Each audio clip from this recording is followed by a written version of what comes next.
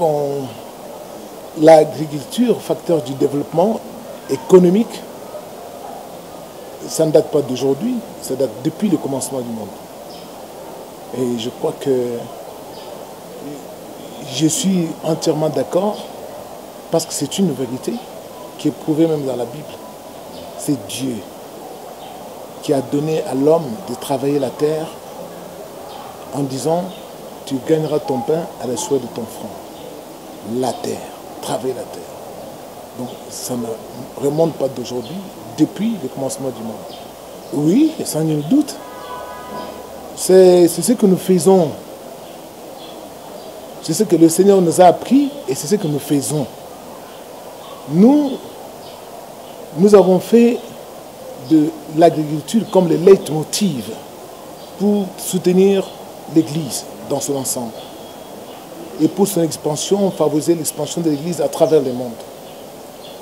Je sais que cela n'en déplaise à certains qui sont mécontents parce que mon discours, parfois, ils pensent que je suis virulent lorsque je suis en train de condamner certains schismes observés au niveau de l'Église en ce qui concerne le développement de l'Église.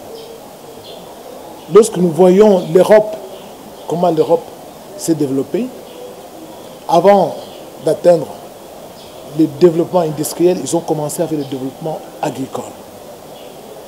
Et dans l'agriculture, il y a eu l'Église qui a joué un grand rôle depuis le Moyen-Âge, depuis les temps modernes. Ils ont même la traite négrière des esclaves. Pourquoi est-ce qu'on venait acheter les Africains pour aller travailler dans les champs? Plantation de canne à sucre, de betteraves, ainsi de suite. Donc c'était l'agriculture sur laquelle on basait le développement. Et l'Église a joué un grand rôle là-dedans.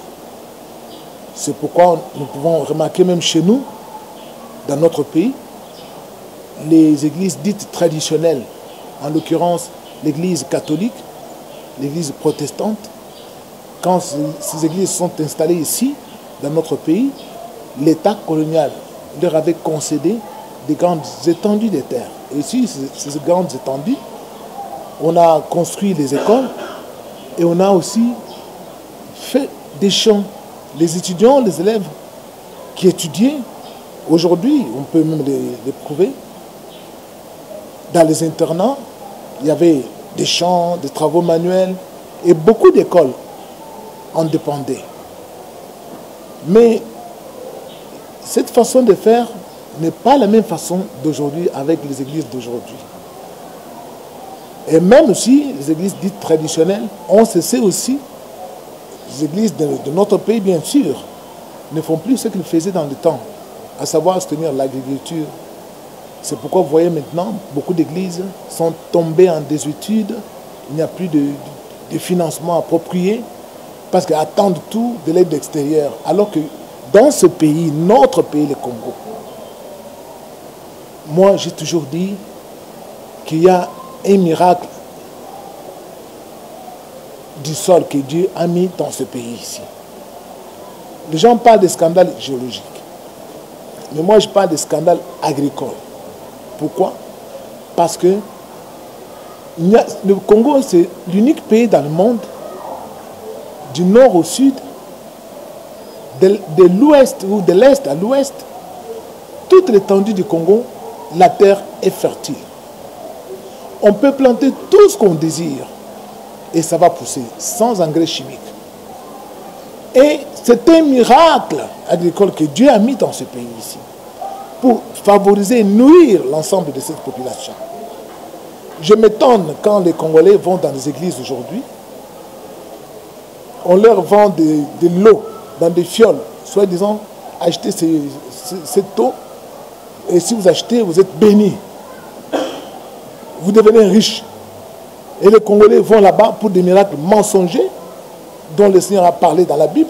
Ils donnent et déboursent des sommes en argent, des sommes astronomiques pour pouvoir acheter des quantités d'eau, soi-disant, ils veulent devenir riches. Mais nous avons la richesse dans le sol. C'est pourquoi nous avons cru en cela et nous avons des plantations dans les Bandundu, à partir de cette plantation que nous avons, nous soutenons l'œuvre de Dieu avec cela. Parce que nous dépendons tous de la terre. Sans la terre, il n'y a pas de pays. Il y a des pays qui vivent dans le désert, qui cherchent même à glaner quelques terrains sur le désert pour planter même des arbres. Chez nous, les arbres poussent d'eux-mêmes. Donc, c'est que notre pays, rien qu'avec l'agriculture, on peut développer ce pays ici, nourrir toute l'Afrique. Lui, même une grande partie, même, j'ai entendu un homme là, un économiste qui a dit qu'on peut nourrir, le Congo peut nourrir 40% de la planète. Hein, 40%. 3/4 de la planète terrestre pendant un an. Donc le Congo est capable de faire ça. Donc c'est que nous sommes capables. Et c'est pourquoi j'invite, je lance un appel à tous les collègues pasteurs qui se sont égarés, qui ont abandonné le vrai évangile tel que Dieu l'avait envoyé sur la terre. À savoir, utiliser des ressources agricoles pour pouvoir soutenir l'économie, non seulement de l'église, mais soutenir aussi le peuple, les croyants qui adhèrent dans nos églises, pour qu'ils deviennent riches, immensément riches, avec des richesses agricoles, de cesser de faire des miracles mensongers, mais d'encourager la population ou les fidèles qui les suivent, d'aller chercher les vrais miracles dans le sol congolais, qui est rempli de beaucoup de fertilité, et qu'ils fassent les champs. Il n'y aura pas de malheureux dans notre pays. C'est ce que nous avons compris. Je vous dis que le sol congolais est immensément riche. C'est pour cela, vous voyez, je suis à mesure aujourd'hui de distribuer les DVD gratuitement, non seulement ici à Kinshasa, à travers le Congo, en Afrique et dans le monde entier. C'est pourquoi je ne peux pas vendre les DVD de prédication, je ne peux pas vendre les DVD de musique que j'enregistre au studio. Les gens pensent que ce sont les Blancs qui me financent, c'est ce que les gens disent. Ce ne sont pas les Blancs, Dieu m'est témoin. C'est l'argent que j'ai reçu ici quand nous avons fait l'agriculture dans la province de Bandundu. Donc c'est là où nous sommes implantés avec nos champs, des produits, des champs de maïs, les manioc, ça nous produit immensement. On n'a pas besoin d'engrais. Et imiter, c'est ça le miracle que Dieu nous a donné dans ce pays pour nous enrichir. Ne prenez pas votre temps à acheter de l'huile de $20, de $50. Ça, c'est de l'arnaque pure et simple, tout simplement. Tous les pasteurs, magiciens qui font ces genres, ils sont en train de distraire la population, ils ont appauvri la population. Nous sommes déjà bénis par Dieu grâce à notre sous-sol et notre sol. Dans le sol, on peut planter tout ce qu'on désire, on peut planter n'importe quel produit, ça va pousser sans besoin d'avoir d'engrais chimiques.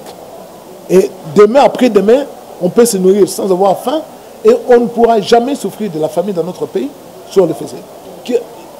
Pour encourager les gens à aller faire l'agriculture, première chose, il faut avoir confiance en son pays. Ne pas penser qu'en quittant ce pays, en émigrant ailleurs, là il y a le paradis. Moi, je vous dis une chose que Dieu m'a révélée. Dans les jours à venir, dans les années à venir, le monde entier va parler du miracle congolais. On va parler du rêve congolais.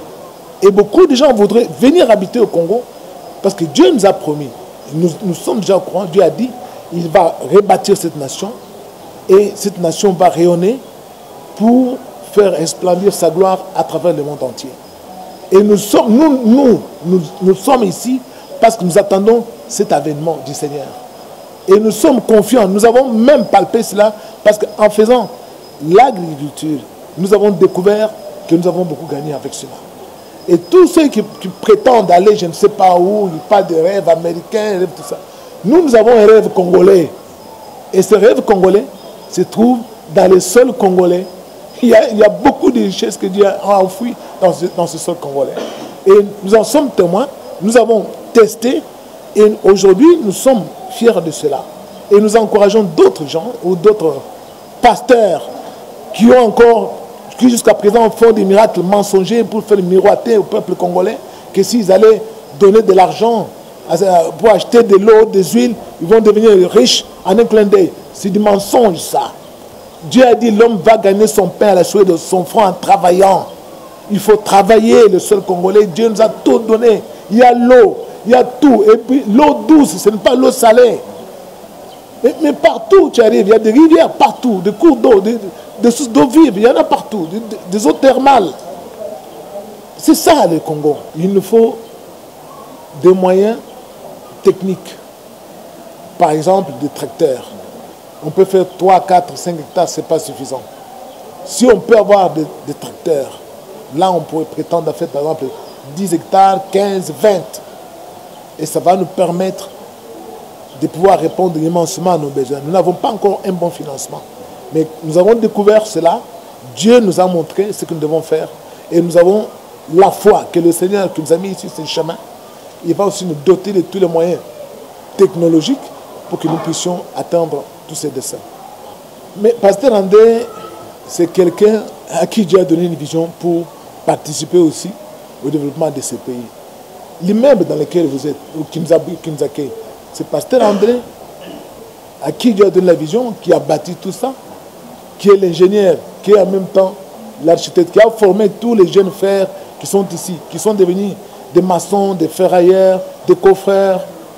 Ils sont là, ils ont appris tout, des carreleurs. C'est Pasteur André qui les a formés, ils sont témoins, ils sont là. Alors, de la même façon que je me suis occupé d'eux pour faire des maçons, pour bâtir cet immeuble que vous voyez ici, je sais, et ils m'ont déjà écouté, ils vont devenir aussi, certains deviendront des agronomes pour travailler les champs, pour travailler la terre. Et je vous dis, beaucoup sont déjà des candidats et ils voudront emboîter les pas. Je sais qu'ils viendront. Je ne crois pas que très jeune candidat parce qu'il est trop bien. Bon, chacun son métier, chacun les dons que Dieu a mis en lui. Dieu aussi est intéressé par cela. Nous attendons, nous sommes là parce que nous sommes à la période des élections. Nous devons faire notre devoir civique en tant que citoyens congolais. Mais une fois que ce sera fini, je crois que nous allons nous rabattre sur l'agriculture qui est le moteur économique futur du Congo. Nous ne comptons pas sur trop de richesses minières, nous comptons sur l'agriculture pour bâtir, lancer d'emblée, favoriser aussi notre croissance économique dans ce pays et apporter notre contribution pour aider notre pays. Et nous sommes là pour eux. Parce que vous savez, notre pays que vous voyez ici, Dieu a doté de tout à ce pays. Mais il y a des gens qui sont encore un peu distraits. Vous n'avez qu'à regarder, par exemple, dans les grandes villas qui sont à ma campagne, Limité, Gombe. Je regarde dans ces villas, je vois, on a planté les arbres pour les décors, pour les fleurs. Mais on peut, à la place de ces arbres, on peut planter même des bananiers dans ces parcelles-là. Ça va pousser. Et personne ne pourra plus acheter ou faire vendre des bananes. C'est parce qu'il y en aura partout. Donc notre pays, on peut faire beaucoup de choses. Alors, vous qui avez des lopins de terre, même ici à Kinshasa, transformez votre lopin de terre, même dans votre parcelle, mettez des plantes vivrières. Vous n'allez pas le regretter. Parce que moi que vous voyez ici, j'ai des lopins de terre et je mange les pondus de mon champ depuis il y a plus de 15 ou 20 ans, ici à Kinshasa. Pourquoi? Parce que j'ai des lopins de terre sur lesquels j'ai planté les pondus. Faites comme moi. Et vous verrez ce que le sol congolais est capable de vous produire. Et Dieu est là pour nous accompagner et bénir ceux qui ne sont pas oisifs, qui s'adonnent à l'agriculture, et Dieu va les bénir.